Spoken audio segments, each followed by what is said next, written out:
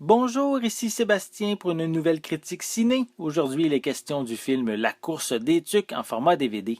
C'est réalisé par Benoît Godbout et François Brisson. Il met en vedette Hélène Bourgeois-Leclerc, Ludivine Redig, Mehdi Boussadiane, Gilda Roy, Marie-Lou Wolfe, Catherine Trudeau, Anne Casabonne, Sophie Cadieux, Nicolas Savard-L'Herbier et Sébastien Redding. C'est distribué par les Films Civils et disponible en magasin depuis le 5 mars 2019. Reprenant peu de temps après la fin de l'histoire de la guerre des Tucs, c'est la spectaculaire course de luge au village qui retient l'attention.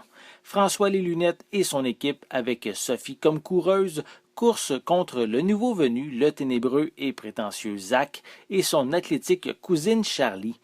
La superluge conçue par François se désintègre en pleine course suite à un sabotage, risquant de briser plusieurs amitiés. L'histoire de la guerre des Tucs date des années 80. Il fait partie de la série des Contes pour tous de Roch Demers. La version en animation 3D de ce film paru il y a quelques années respectait presque à la lettre les événements de l'œuvre originale. Évidemment, grâce à son énorme succès un peu partout sur la planète, une suite vient de voir le jour permettant de voir ces personnages attachants dans une nouvelle aventure. Son scénario demeure simpliste, s'adressant principalement aux enfants sans second degré. Il est intéressant, amusant, divertissant, rigolo et bien rythmé.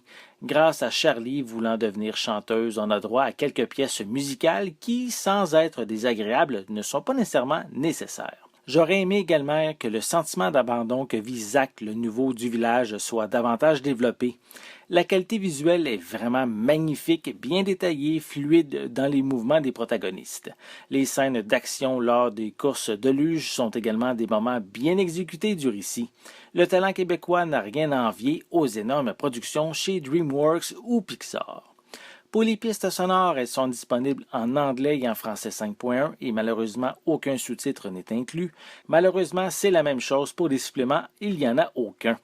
La course des tucs est une suite bien réussie permettant de retrouver la gang du premier opus. Comme souvent c'est le cas pour les longs métrages qui s'adressent aux plus jeunes, tout finit bien avec une petite morale sur l'importance de l'amitié, peu importe les épreuves à surmonter.